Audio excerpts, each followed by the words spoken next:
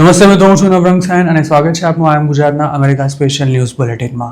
શનિવાર મે 30ના સમાચારોમાં જોઈશું અમેરિકામાં ફેક રોબરી કરાવીને મસ્ત મોટું યુ વિઝા કૌભાંડ આચરનારા ચંદ્રકાંત પટેલને અમેરિકાની સરકારે કઈ રીતે સાવ ખાલી કરી નાખ્યો તેની વિગતો જાણીશું. ગ્રીન કાર્ડ માટે અપ્લાય કરનારા લોકોને તેમની હોમ કન્ટ્રીમાં મોકલવાના નિર્દેશ અંગે DHSએ ખુલાસો કરીને કઈ રીતે કન્ફ્યુઝન ઓર વધારી દીધું તેની તમામ વિગતો અને છેલ્લે નેવાક સહિતના એરપોર્ટ્સ પર ઇન્ટરનેશનલ ફ્લાઇટ્સ બંધ કરી દેવાની DHSની ધમકીને કેમ હવે ખૂબ જ ગંભીરતાથી લેવામાં આવી રહી છે તેની વાત મે 30ના આ બુલેટિનમાં. ચંદ્રકાંત પટેલ નામના એક ગુજરાતીએ આચરેલા અમેરિકાના કદાચ અત્યાર સુધીના સૌથી મોટા યુ વિઝા ફ્રોડમાં હવે મોટું અપડેટ આવ્યું છે. ગયા વર્ષે આ કૌભાંડનો ભાંડો ફૂટ્યા બાદ ચંદ્રકાંત પટેલ જુલાઈ 2025થી જેલમાં બંધ છે અને હવે તેણે પોતાનો ગુનો કબૂલ કરી લીધો છે. મે 29ના રોજ ચંદ્રકાંત ઉર્ફે લાલાએ તેના પર મૂકવામાં આવેલા ચાર્જીસમાંથી 2 ગુનાની કબૂલાત કરી હતી. અમેરિકાની કોર્ટ તેને સપ્ટેમ્બર 10ના રોજ સજા સંભળાવવાની છે. ચંદ્રકાંતે જે ગુના કબૂલ કર્યા છે તેમાં તેને 15 વર્ષ સુધીની જેલની સજા તેમજ $5 લાખ દંડ થઈ શકે છે અને સાથે જ તેને અમેરિકામાં પોતાનું જે કંઈ છે તે પણ ગુમાવવાનો વારો આવ્યો છે. ચંદ્રકાંતે પોતાને જે કોઈ સજા થાય તેની સામે અપીલ કરવાનો પણ હક જતો કર્યો છે અને સાથે જ આ કેસની તેના ઇમિગ્રેશન સ્ટેટસ પર જે કોઈ અસર થાય તેને સ્વીકારવા માટે પણ તે તૈયાર થઈ ગયો છે. અમેરિકામાં ઇલીગલી રહેતા ચંદ્રકાંતે પોતે પણ 2023માં યુ વિઝા મેળવ્યા હતા. જો તેનું આ કૌભાંડ ના પકડાયું હોત તો તેણે અત્યાર સુધીમાં ગ્રીન કાર્ડ માટે પણ અપ્લાય કરી દીધું હોત. ચંદ્રકાંત પર વિઝા ફ્રોડનું કાવતરું રચવાનો 1, લાંચ આપવાનો 1, મેલ ફ્રોડના 24 અને મની લોન્ડરિંગના 8 એમ કુલ 34 આરોપ મૂકવામાં આવ્યા હતા, જેમાંથી તેણે વિઝા ફ્રોડ અને મની લોન્ડરિંગનો ગુનો કબૂલ કર્યો છે. ચંદ્રકાંતને જેલની સજા ભોગવવાની સાથે સાથે અમેરિકામાં પોતે જે કંઈ ભેગું કર્યું છે તે પણ સરકારને આપી દેવું પડશે. તેણે જે ડીલ કરી છે તે અનુસાર તેણે લ્યુઝિયાનામાં આવેલી પોતાની 5 પ્રોપર્ટીઝ પરનો હક જતો કરવાની તૈયારી દર્શાવી છે. આ ઉપરાંત તેના 8 અલગ અલગ બેંક અકાઉન્ટ્સમાં જેટલા પૈસા પડ્યા છે તે પણ સરકાર લઈ લેશે અને સાથે જ તે પોતાના સેફટી બોક્સમાં પડેલી 1 પાઉન્ડ વજનની સોનાની લગડીઓ અને 50 અલગ અલગ જ્વેલરી આઇટમ્સ પણ સરકારને આપી દેવા માટે તૈયાર થઈ ગયો છે. ચંદ્રકાંતના જે બેંક અકાઉન્ટ્સ પર સરકાર કબજો કરવાની છે તેમાં 3 અકાઉન્ટ્સમાં $3500 જેટલી જ રકમ જમા છે, જ્યારે તેના સેફટી બોક્સમાં જે જ્વેલરી છે તેમાં સોનાના બ્રેસલેટ, સિક્કા, વીંટી, હાર તેમજ ઇયરિંગ્સ જેવી આઇટમ્સનો સમાવેશ થાય છે અને તેની જે અસેટ્સ જપ્ત થવાની છે તેમાં $64,080ની એક સર્ટિફિકેટ ઓફ ડિપોઝિટ પણ છે, જ્યારે જે 5 પ્રોપર્ટીઝ તે સરકારને આપવાનો છે તેની વેલ્યુ કેટલી છે તે નથી જાણી શકાયું. આ તમામ પ્રોપર્ટીની સાથે ચંદ્રકાંતની લેન્ડ રોવર અને ટોયોટા સિએના સ્પોર્ટ વેન પણ અમેરિકાની સરકાર જપ્ત કરી લેવાની છે. ચંદ્રકાંતે લ્યુઝિયાનાના લોકલ પોલીસ ઓફિસર સાથે વહીવટ કરીને આ સમગ્ર કૌભાંડ આચર્યું હતું. તે એક ફેક રોબરી રિપોર્ટના $5,000 પોલીસને ચૂકવતો હતો. ચંદ્રકાંત પાસેથી મળતા પૈસાના બદલામાં ફેક રોબરીના કેસ કરતા પોલીસ ઓફિસર્સને પણ ચંદ્રકાંતની સાથે જ આરોપી બનાવાયા છે, જેમાં 3 ઓફિસર્સે ગુનો કબૂલ કરી લીધો છે. આ કેસમાં કુલ 5 આરોપીઓ છે અને હવે તેમાંથી 4 પોતાનો ગુનો કબૂલ કરી ચૂક્યા છે. તેમજ ચંદ્રકાંત સિવાયના તમામ લોકો બોન્ડ પર છૂટી ગયા છે.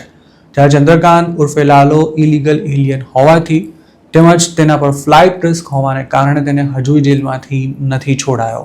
ચંદ્રકાંતની ધરપકડ થઈ ત્યારે એવો દાવો કરવામાં આવ્યો હતો કે તે 10 વર્ષથી આ કૌભાંડ ચલાવતો હતો અને તેણે સેંકડો લોકોને યુ વિઝા અપાવવા માટે ફેક રોબરીની ગોઠવણ કરી હતી.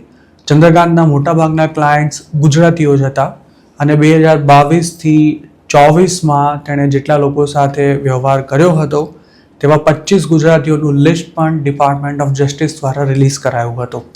જેટલા પણ લોકોએ ચંદ્રકાંત પાસે ફેક રોબરી કરાવી હતી તેમાંના મોટાભાગના લોકોને ગયા વર્ષથી જ USCISની નોટિસ મળવાનું શરૂ થઈ ગયું છે. આગામી દિવસોમાં આ લોકો પણ ચંદ્રકાંતની જેમ જ જેલ ભેગા થઈ શકે છે કે પછી તેમને ડિપોર્ટ પણ કરવામાં આવી શકે છે. હજુ એપ્રિલ 2026માં જ 10 ગુજરાતીઓ સામે વિઝા ફ્રોડ કોન્સ્પિરસીમાં સામેલ હોવાનો ગુનો દાખલ કરવામાં આવ્યો હતો આ દરેક વ્યક્તિએ ન્યુયોર્કના રામ પટેલને $20,000 જેટલી રકમ આપી ફેક રોબરી કરાવી હતી. જે રીતે ચંદ્રકાંત પટેલની અસેટ્સ જપ્ત થવાની છે તે જ રીતે ન્યુયોર્કના રામ પટેલને પણ $8.5 લાખ સરકારને ચૂકવવા માટે આદેશ કરાયો હતો. આ તમામ રોબરી બોસ્ટન અને તેની આસપાસના એરિયામાં થઈ હતી, જેના 10 લાભાર્થીમાંથી દીપિકા પટેલ નામની એક મહિલા ઇન્ડિયા ડિપોર્ટ થઈ ચૂકી છે, જ્યારે બાકીના લોકો પણ હવે ગમે ત્યારે પાછા જઈ શકે છે. જેવું રામ પટેલના ક્લાયન્ટ સાથે થયું તેવું ચંદ્રકાંતના ક્લાયન્ટ સાથે પણ થવાનું છે. સ્વાભાવિક છે કે ટ્રમ્પ સરકાર ડિપોર્ટેશનનો આંકડો વધારવા માટે મથી રહી છે. તેવામાં જેમણે ફ્રોડ કરીને સ્ટેટસ દીધું છે તેમના બચવાની કોઈ જ શક્યતા નથી રહી. અમેરિકાની ધરતી પરથી ગ્રીન કાર્ડ માટે અપ્લાય કરનારાને પોતાના દેશ પાછા જવું પડશે કે કેમ તેને લઈને DHSએ મહત્વનો ખુલાસો કર્યો છે. શુક્રવારે DHSએ જણાવ્યું હતું કે ગયા સપ્તાહે જે જાહેરાત કરવામાં આવી હતી તેનો હેતુ માત્ર ઓફિસર્સને અગાઉની પ્રોસિજરનું યોગ્ય રીતે પાલન થાય તેની તાકીદ કરવાનો હતો. ગ્રીન કાર્ડ માટે અપ્લાય કરવાની કે પછી તેને મેળવવાની પ્રોસેસમાં કોઈ ખાસ ફેરફાર નથી કરાયો તેવું પણ DHSનું કહેવું છે. સાથે જ ડિપાર્ટમેન્ટે એવી પણ સ્પષ્ટતા કરી છે કે માત્ર ગણ્યા ગાંઠિયા લોકોને જ ગ્રીન કાર્ડ માટે પોતાની હોમ કન્ટ્રીમાં પાછા જવું પડશે. ગયા અઠવાડિયે USCISએ મોટા ઉપાડે જાહેરાત કરીને એવો હાવ ઊભો કર્યો હતો કે ગ્રીન કાર્ડ માટે અપ્લાય કરનારા લગભગ તમામ લોકોએ અમેરિકા છોડવું પડશે. અધૂરામાં પૂરું એજન્સીના પ્રવક્તાએ પણ લોકોને ડરાવવામાં કોઈ કસર બાકી નહોતી રાખી. જોકે હવે DHSએ તેના પર જે ખુલાસો કર્યો છે તેને જોતાં એવું લાગી રહ્યું છે કે અમેરિકાની સરકાર આ બાબતે હવે ઢીલી પડી છે. ગ્રીન કાર્ડ માટે અપ્લાય કરનારો કોઈ પણ ઇમિગ્રન્ટ અમેરિકાની ધરતી પર રહીને તેના માટે એપ્લિકેશન કરી જ શકે છે. આ પ્રોસેસ વર્ષોથી ચાલતી આવી છે, પણ ટ્રમ્પ સરકારે એવું ફરમાન જાહેર કર્યું હતું કે માત્ર અપવાદરૂપ સંજોગોમાં જ અમુક એપ્લિકન્ટને તેની છૂટ મળશે, જ્યારે બાકીના તમામ લોકોએ પોતાના હોમ કન્ટ્રીમાં પાછા જવું પડશે. હવે DHSનું કહેવું છે કે આ બાબત તમામ એપ્લિકન્ટ્સ પર લાગુ નથી પડતી. કયા એપ્લિકન્ટને હોમ કન્ટ્રીમાં પાછો મોકલવો અને કોને અમેરિકામાં રહેવાની છૂટ આપવી તેનો નિર્ણય જે તે ઇમિગ્રેશન ઓફિસર કેસ અનુસાર કરશે. DHSનો એવો પણ દાવો છે કે અગાઉ ઇમિગ્રેશન ઓફિસર્સ આ જ પ્રોસેસને ફોલો કરતા હતા, જેના હેઠળ ઘણા એપ્લિકન્ટ્સને ગ્રીન કાર્ડ લેવા માટે પોતાની હોમ કન્ટ્રીમાં પાછા જવા માટે કહેવાતું જ હતું. DHSના પ્રવક્તાએ એક સ્ટેટમેન્ટમાં જણાવ્યું હતું કે USCISના મેમોનો હેતુ ઓફિસર્સને અગાઉના નિયમ અનુસાર કેસ બાય કેસ નિર્ણય લેવા માટે તાકીદ કરવાનો હતો. જોકે નવાઈની વાત એ છે કે DHSના કયા પ્રવક્તાએ આ નિવેદન આપ્યું છે તે પણ ડિપાર્ટમેન્ટે સ્પષ્ટ નથી કર્યું. જોકે આડકતરી રીતે તેણે એવું ચોક્કસ કહ્યું છે કે ગ્રીન કાર્ડ એપ્લિકન્ટ વિઝા પર ઓવરસ્ટે થઈ ગયા હશે કે પછી જે દેશના લોકો અમેરિકામાં આવીને મોટા પાયે સરકારી સહાયનો લાભ લે છે તેમને હવે પાછા જવું પડશે. વોશિંગ્ટન પોસ્ટના એક રિપોર્ટમાં તાજેતરમાં જ એવો દાવો કરવામાં આવ્યો હતો કે USCISના ઓફિસર્સે આ નિર્દેશનો અમલ કરવાનું શરૂ કરી દીધું છે, જેના હેઠળ ઘણા ગ્રીન કાર્ડ એપ્લિકન્ટ્સે પોતાની હોમ કન્ટ્રીમાં પાછા જતા રહેવા માટે કહેવાઈ રહ્યું છે. ન્યુયોર્ક ટાઈમ્સને અમુક ઇમિગ્રેશન એટર્નીઝે એવું પણ જણાવ્યું હતું કે ચાલુ અઠવાડિયામાં જ ગ્રીન કાર્ડ ઇન્ટરવ્યૂ અટેન્ડ કરનારા તેમના અમુક ક્લાયન્ટ્સને પોતાની હોમ કન્ટ્રીમાં જઈને અપ્લાય કરવા માટે જણાવાયું હતું. USCISએ પહેલીવાર આ અંગેનો મેમો રિલીઝ કર્યો ત્યારે એવું મનાઈ રહ્યું હતું કે આ મામલો કોર્ટમાં જશે, પણ ત્યારબાદ સરકાર તરફથી જે કોઈ ખુલાસા કરવામાં આવ્યા છે તેના કારણે કન્ફ્યુઝન દૂર થવાને બદલે વધી રહ્યું હોય તેવી સ્થિતિ છે. હવે જો આ મેટરને કોર્ટમાં લઈ જવી હોય તો પણ જજ સમક્ષ ખરેખર કયા મુદ્દા ઉપસ્થિત કરવા અને કયા મુદ્દા ચેલેન્જ કરવા તે નક્કી કરવું પણ મુશ્કેલ બની ગયું છે. USCISના ભૂતપૂર્વ અધિકારી સારા પિયર્સનું આ અંગે એવું કહેવું હતું કે પહેલાં તો સરકારે જ લોકોને ડરાવ્યા અને હવે તે જ પોતાના વલણ પરથી પલટી મારી રહી છે. તેમણે એવું પણ જણાવ્યું હતું કે અમેરિકા માટે શું યોગ્ય રહેશે તેનું ધ્યાન રાખવાને બદલે એડમિનિસ્ટ્રેશનને ઇમિગ્રન્ટ્સને ડરાવવામાં વધારે રસ છે. હવે DHSએ જે ખુલાસો કર્યો છે તેનાથી થોડી રાહત ચોક્કસ થઈ છે, પણ હજુ આ મામલે સંપૂર્ણ સ્પષ્ટતા નથી થઈ શકી. અમેરિકાની સરકાર જાણે કોઈ પણ એપ્લિકન્ટને go back to your country કહેવા માટે છટકબારી રાખી રહી હોય તેવી રીતે આ સમગ્ર મામલાને રજૂ કરવામાં આવી રહ્યો છે. DHSએ જે સ્પષ્ટતા કરી છે તેમાં પણ કોને કોને અમેરિકાની ધરતી પર રહીને ગ્રીન કાર્ડ માટે અપ્લાય કરવાની છૂટ નહીં મળે તેની વિગતવાર માહિતી નથી અપાઈ. ડિપાર્ટમેન્ટે માત્ર એટલું કહીને જ હાથ અદ્ધર કરી દીધા છે કે મોટાભાગના લોકોને અમેરિકામાં રહેવાની છૂટ મળવાની છે. ન્યૂયોર્ક ટાઈમ્સના એક રિપોર્ટમાં એવું જણાવાયું છે કે DHSએ જે સ્ટેટમેન્ટ આપ્યું છે તેને લઈને ખુદ ડિપાર્ટમેન્ટના અધિકારીઓ જ મૂંઝવણમાં છે. હવે તો એવું ચિત્ર પણ ઉપસી રહ્યું છે કે આ મામલે USCISએ ઇસ્યુ કરેલા મેમોને કારણે જે અફરાતફરીનો માહોલ ઊભો થયો છે તેને જોતા સરકાર ડેમેજ કંટ્રોલના પ્રયાસ કરી રહી છે.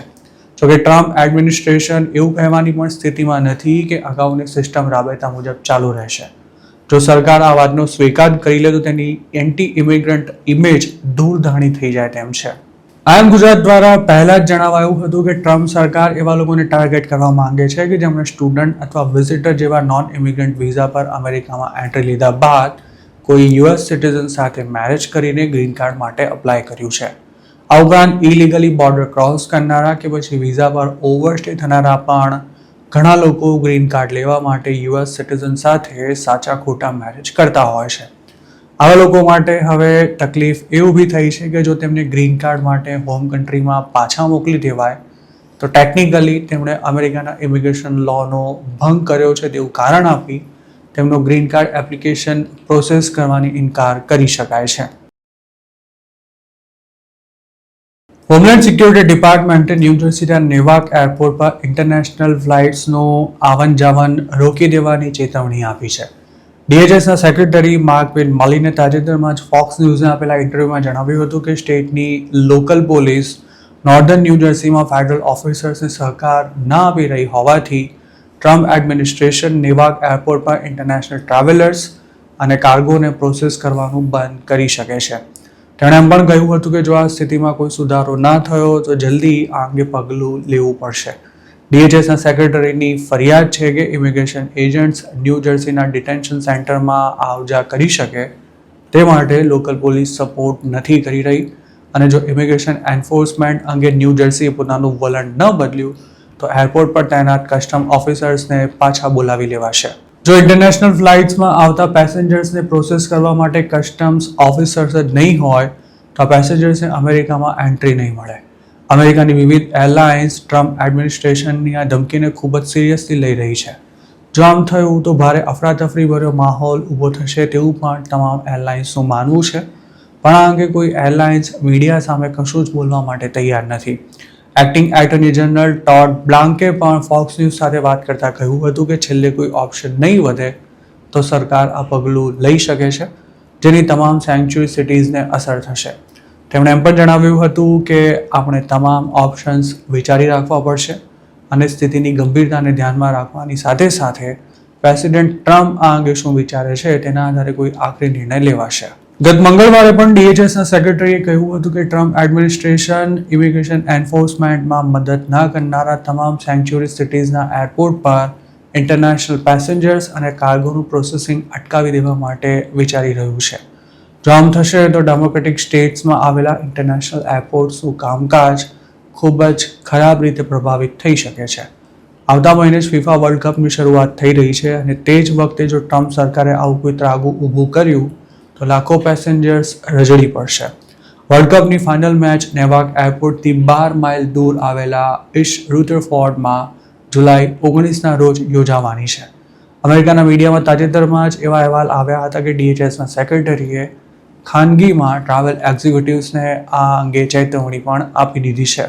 જસ્ટિસ ડિપાર્ટમેન્ટે આવા કહેવાતા સેન્ચ્યુરી સિટીઝ અને સ્ટેટ્સનું એક લિસ્ટ પણ પબ્લિશ કર્યું હતું જેમાં Boston, Denver, Philadelphia, Chicago, Los Angeles, New York, Newark, Seattle અને સેન ફ્રાન્સિસ્કો જેવા બિઝી એરપોર્ટ્સ ધરાવતા શહેરોનો પણ સમાવેશ થતો હતો. ત્યારબાદ મળીને એપ્રિલમાં પહેલીવાર આ એરપોર્ટ્સ પર ઇન્ટરનેશનલ ફ્લાઇટ્સ બંધ થઈ જાય તેવી સ્થિતિ ઊભી કરવાની ધમકી આપી હતી.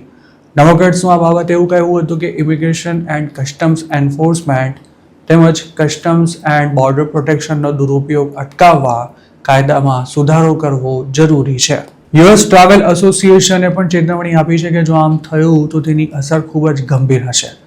2025માં જ ન્યુયોર્ક અને તેની આસપાસના 3 એરપોર્ટ્સ પર 50 મિલિયન ઇન્ટરનેશનલ ટ્રાવેલર્સ નોંધાયા હતા. જો એરપોર્ટ પર કસ્ટમ્સનો સ્ટાફ ઘટાડી દેવાય કે પછી હટાવી લેવાય તો ઇન્ટરનેશનલ પેસેન્જર્સ અને કાર્ગોને પ્રોસેસ કરવાનું તમામ કામકાજ રખડી પડશે. નેવાક એરપોર્ટની જ વાત કરીએ તો એરપોર્ટ પર રોજ જે કાર્ગો આવે છે તેની વેલ્યુ $100 મિલિયન જેટલી થાય છે. તેવી જ રીતે નેવાક લિબર્ટી એરપોર્ટ પર આવતી ફ્લાઇટ્સમાં રોજના 20,000 ઇન્ટરનેશનલ પેસેન્જર્સ લેન્ડ થાય છે અને તેમાં 14,000 તો અમેરિકન સિટીઝન હોય છે. જો સીબીપીના એજન્ટ્સને હટાવી લેવાય તો વિદેશીઓની સાથે સાથે ઇન્ટરનેશનલ ફ્લાઇટ્સમાં નેવાક લેન્ડ થતાં અમેરિકન સિટીઝન્સ પણ પરેશાન થઈ જશે. તો મિત્રો, આ હતા અમેરિકાના આજના મુખ્ય સમાચાર. આપને જો મારી રજૂઆત પસંદ આવી હોય તો આ વિડીયોને લાઇક અને શેર કરવાનું તેમજ આઈ એમ ગુજરાતની યુટ્યુબ ચેનલને સબસ્ક્રાઇબ કરવાનું ભૂલશો નહીં, કારણ કે આ ચેનલ પર આપને મળશે અમેરિકામાં રહેતા ગુજરાતીઓ માટેના તમામ મહત્વના સમાચાર અને તે પણ આપની પોતાની ભાષામાં. આપ જો મારી સાથે કોઈ ટિપ શેર કરવા માંગતા હો તો હાલ સ્ક્રીન પર દેખાયેલા વોટ્સએપ નંબર પર પણ અમારો સંપર્ક કરી શકો છો. આપની ઓળખ ગુપ્ત રાખવામાં આવશે.